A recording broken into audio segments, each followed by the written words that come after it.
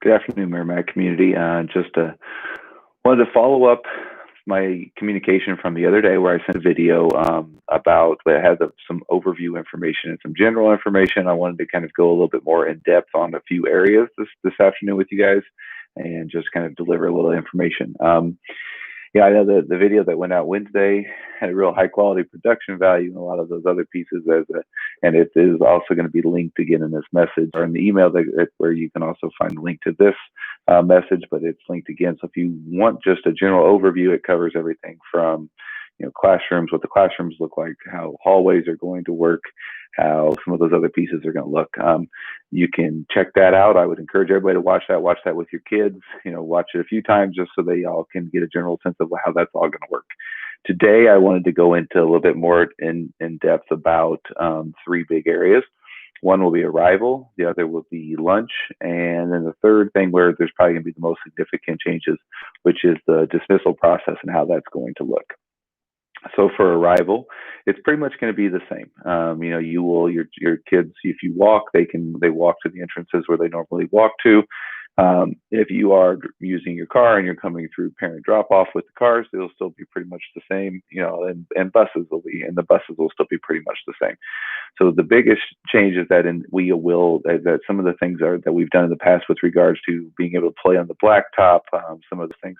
Those things are going to now be closed. So in order to avoid crowds, in order to avoid gatherings, any of those pieces, we are now going to be having the kids come directly into the building.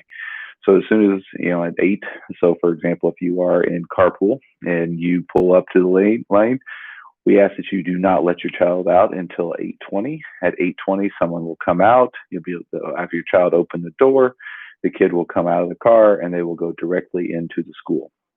It will not be holding them outside, putting them in lines, asking them to gather. None of those things are going to happen. So as soon as they come out of the car, they will head directly into the school at 8:20.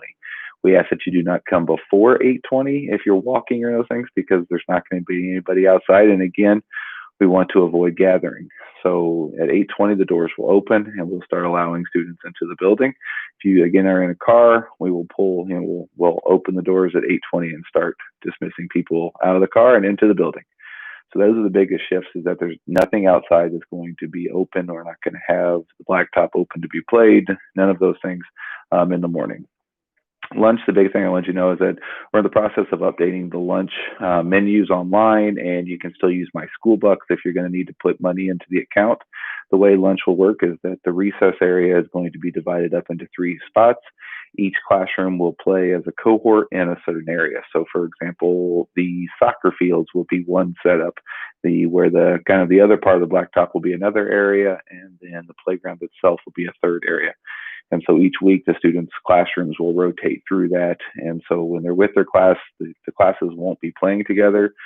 So Class A will not be playing with Class B. There'll be one section for Class A to play with, and then we'll rotate that, and so that they will get a chance to be on all 3 sections, but it's going to be a little different. And there is playground equipment that's able to be sanitized and cleaned and then used by each class with recess. After recess, students will will go down the ramp, come in through the cafeteria, where they'll be able to wash their hands at the hand washing stations. Students who bring their lunches will be heading to the classroom. Students who are buying a lunch will pick it up from the cafeteria and then head to the classrooms to eat. This way, all students will have the opportunity to wash their hands, and all students will be able to get the lunch that they need. We do ask that you do not bring any peanut or tree nut products at all, so none of those should be in any snacks or lunches in your child's lunch or snacks. So please make sure that there are no peanuts. And then all students will head to the classroom and get a chance to eat. Again, if you're wondering what the menu is, that menu is in the process of being updated to be accurate. So it should be on there fairly quickly. So by this weekend, hopefully the lunch menu should be on there as we get ready for kindergartners to be coming back next Monday. After lunch, for lunch, the students then head to the classroom and will eat in the classroom. So the final part we wanted to talk a little bit about here was dismissal. The big things with dismissal that are going to really impact the parents are, again, carpool, because in the past, the way we've done carpool is you would pick up, we would hold all the students in one area together. As cars come up, we call the kids come up to the cars.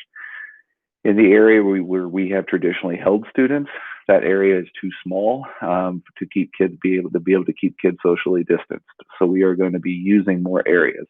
Because of this, we're also asking that no one play on the playground during this time. So the playground itself will be closed from the time school starts all the way through dismissal. So we are asking that no one play on the playground, because we may be using areas for students to be held as they get ready to go to carpool. So we're going to be spreading out our carpool lines. So what does that mean for parents who are picking up walkers? What we're asking for all the parents who are here to pick up walkers is that you come to the back part of the blacktop. So on the blacktop, there where the basketball hoops are, we're asking parents to head to that section, to the back of the blacktop, away from the building. And then as teachers or kids come out the doors, they'll be able to come to those areas and find you. And then we're going to ask that you leave as quickly as you possibly can. And again, the reason here is to maintain that social distancing and to make sure that we're avoiding large gatherings. We ask that we don't come too close to the building, as kids and kids and teachers will be coming out near the front of the building. The teachers will probably not come all the way to the parents. They will send the kids as they see you, and the kids will go and meet you at the back of the blacktop. So we are going to try to we're going to keep everybody spread out as much as possible, but towards the back of the blacktop and away from the building. So we want to be real clear on these things. Again, the purpose is not to push everybody away from school or do any of those things. The purpose here is to make sure that we're avoiding large gatherings, that we are doing our best, because what we really don't want is we want to try to avoid any situation that's going to require us to, send kids home. Now, that is the one piece I want to remind everybody. Yes, kids are coming to school, but if we can't we want to keep everybody safe. And if we were to have more spikes in our region, or if something were to happen here at school, we could get a message anytime that says that we need to go back home. So while we're preparing to be here, we also want to maintain that flexibility and know that at any time we may have to stay home. So we want to keep everybody here as long as possible. We want to keep everybody safe. So we want to be tight and make sure we're doing all of our parts to help make sure that happens. So we are asking for some of these things just as we get ready for school to come back. I know kindergarten will start this Monday coming up, October the 5th.